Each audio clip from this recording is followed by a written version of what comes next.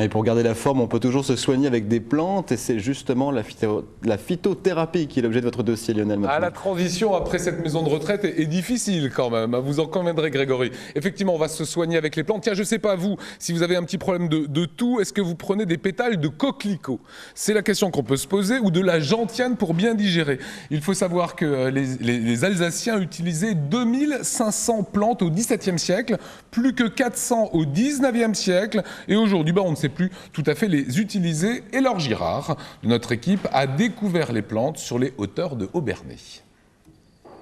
Quand Christian Busser n'est pas dans sa pharmacie, il arpente les sentiers d'Alsace en quête de plantes médicinales. 7 ans de recherche et une enquête auprès des personnes âgées de la région lui permettent de répertorier 200 plantes à utiliser en cas de bobo. La pharmacie actuelle, telle qu'on la connaît, a de grands mérites pour soigner des maladies graves. Par contre, pour un certain nombre de maladies bénignes, on peut tout à fait se soigner par les plantes, comme les anciens le savaient. On peut trouver les plantes aussi bien en plaine que sur le piémont, qu'en montagne effectivement. L'idéal, c'est de les récolter le matin après la levée de la rosée pour un certain nombre de plantes quand elles n'ont pas encore été butinées par les abeilles, le matin en tout cas. Rien que dans ce champ, une quarantaine de variétés sont utilisables en tisane, décoction ou cataplasme. Il y a un certain nombre de précautions à prendre lorsqu'on veut utiliser les plantes médicinales. D'une part, on ne peut pas les récolter n'importe où. Il existe un livre rouge des espèces protégées en Alsace. Il faut se renseigner pour voir si des autorisations sont nécessaires. Il faut connaître les plantes sur le plan botanique. Et ensuite, il y a des précautions d'emploi. On ne peut pas utiliser telle plante dans tel cas de maladie ou telle autre parce qu'elle est contre-indiquée ou parce qu'on ne peut pas l'associer avec telle autre plante. Ce marché à ciel ouvert est aussi un patrimoine naturel à sauvegarder. Lorsque l'on veut utiliser des plantes médicinales, il faut tenir compte également de l'environnement. Il faut vérifier si telle ou telle plante peut continuer à pousser si on la récolte massivement. Au siècle dernier, les remèdes étaient constitués de substances végétales et animales. Si toutes les recettes de grand-mère n'ont pas prouvé leur efficacité, 80% d'entre elles sont jugées intéressantes par les scientifiques d'aujourd'hui. Et pourtant, on ne les utilise plus, ces plantes, et c'est bien là le drame. Alors. Oui, alors si vous voulez des informations sur l'utilisation de ces plantes, quand les cueillir, où les cueillir, enfin toutes les informations nécessaires, c'est un site internet génial, plantagogo.fr et médecinenaturelle.com pour des explications plus généralistes. Avec nous, Elisabeth Bussard, vous êtes co-auteure d'un livre avec votre époux qu'on voit dans le sujet, qui est Les plantes des Vosges. Alors comment se soigner avec 200 plantes des Vosges. Toutes les explications sont là-dedans.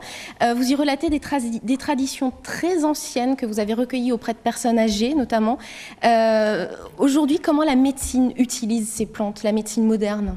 Eh bien, on ne le sait pas toujours, mais finalement, près de la moitié des médicaments qui sont délivrés en pharmacie sont ou issus des plantes ou alors contiennent des plantes. Quand on dit issus des plantes, c'est qu'en fait, c'est la nature qui a inspiré les laboratoires pour synthétiser les molécules qui sont présentes dans les plantes. Vous parlez de médicaments traditionnels ou d'homéopathie ? Ah ben non, là je parle des médicaments en général, même des médicaments, je dirais, allopathiques, qui en fait sont issus au niveau de l'idée des plantes. Est-ce que c'est vraiment raisonnable de se soigner par les plantes, d'aller faire son marché à ciel ouvert, comme ce qu'on voit là ? Est-ce que le faire soi-même, c'est raisonnable et quels conseils vous pouvez donner aux gens ? Eh bien, c'est des conseils à donner, je dirais que c'est principalement de bien connaître. Donc si on ne connaît pas, voire auprès de spécialistes, de personnes comme des médecins phytothérapeutes par exemple, ou des personnes compétentes comme des pharmaciens, qui pourront vous confirmer que vous avez effectivement la bonne plante que vous vouliez. Et il s'agit aussi de bien vérifier quelle partie de plante on va utiliser. Et c'est pour ça, dans notre livre, nous l'avons toujours précisé, quelle partie de plante utiliser et à quel moment la récolter. Oui, parce qu'il faut signaler quand même que les pharmaciens sont compétents pour répondre à nos questions sur les plantes. Voilà, exactement. Un cataplasme à l'eau de grenouille pour soigner les douleurs. J'invente rien, c'est dans votre livre, page 249. Est-ce que c'est aussi efficace qu'un médicament, qu'un cachet classique ? Alors il va de soi qu'aujourd'hui, nous n'allons pas conseiller ce genre de produit. C'est vrai que par contre, sans prendre la grenouille, on va prendre la limace. Nous avons vu aussi que pendant nos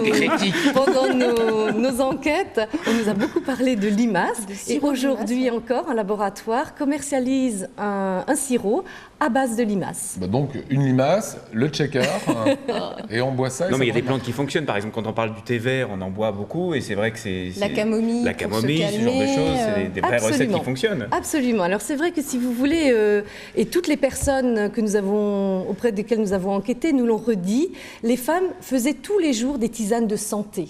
Et j'en profite pour rappeler ce que disait un de nos professeurs à la faculté, c'est qu'en fait entre la notion de boisson, potion et poison, il y a quelquefois une marge très faible. Justement, vous parlez de potions, il y a un aspect magique là-dedans. Est-ce que l'effet placebo joue pas quand même pleinement son rôle aussi dans ce type de médecine ?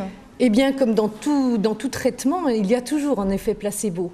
Maintenant, c'est sûr que si la personne adhère à une thérapeutique ou à quelque chose, mais au moins elle ne sera pas contre cette thérapeutique-là, mais ça c'est vrai pour tout traitement. C'est quoi la potion santé ?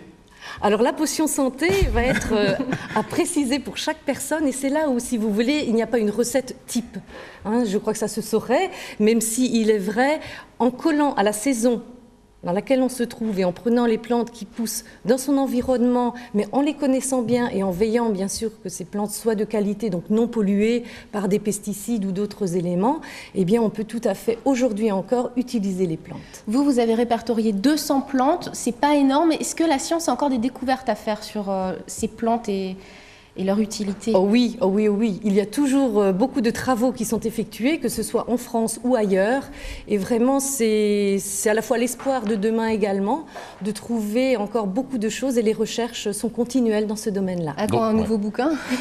Donc le bon conseil, en fait, c'est de ne pas aller soi-même dans un champ avec sa serpette, mais plutôt de passer dans une pharmacie pour prendre ses plantes et se faire soi-même ses petites Ou de voir des décoctions herboristes, de il y en a santé. encore. Il y en a Voilà, quelques-uns. alors des herboristes, il n'y en a presque plus, Ouais. puisque le diplôme a été supprimé dans les années 40.